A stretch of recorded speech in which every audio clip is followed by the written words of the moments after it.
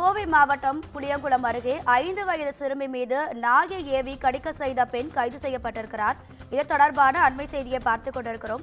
தனது வீட்டிற்கு வெளியே விளையாடிக் கொண்டிருந்த சிறுமியை விரட்ட நாயை ஏவி விட்டதாக பெண் கைது செய்யப்பட்டிருக்கிறார். இது தொடர்பான கூடுதல் தகவல்களை நமது செய்தியாளர் ஞானசேகரன் வழங்க கேட்கலாம். ஞானசேகரன் வணக்கம். இது குறித்தான உங்க கூடுதல் விவரங்களை சொல்லுங்க. வணக்கம் ராதிகா. கோவை புளியகுளம் அருகே அம்மன்குளம் பகுதியில் புதிய வீட்டு வசதி வாரியம் அடுக்குமாடி குடியிருப்பு வீடுகள் உள்ளது. இங்கு ஏராளமான குடும்பங்கள் வசித்து வருகின்றனர். இதில் அங்குள்ள எல் பிளாக்கில் பொன்வேல் என்பவர் குடும்பத்துடன் வசித்து வருகிறார். ஹோட்டலில் மேற்பார்வையாளராக வேலை பார்த்து வரும் இவருக்கு 5 வயதில் மகள் மற்றும் 7 மாதத்தில் குழந்தை உள்ளது. மகள் அங்குள்ள பள்ளியில் 1ஆம் வகுப்பு படித்து வருகிறார்.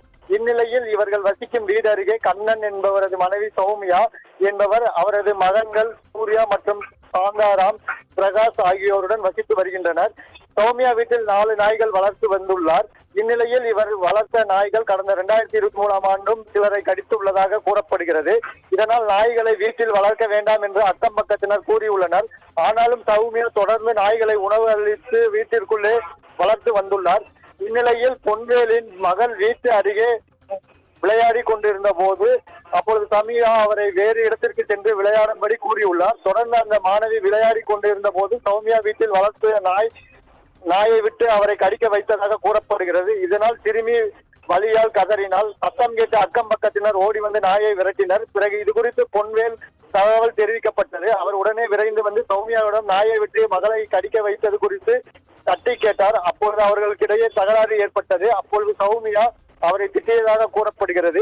இதைத் தொடர்ந்து பொன்வேல் ராமநாதபுரம் காவல் நிலையத்தில் புகார் அளித்தார். புகாரின் பேரில் காவல்துறையினர் வழக்கு பதிவு செய்து விசாரணை நடத்தினர். பிறகு சௌமியா மற்றும் மகன்கள் மீது வழக்கு பதிவு செய்தனர். சௌமியாவை கைது செய்து சிறையில் அடைத்தனர்.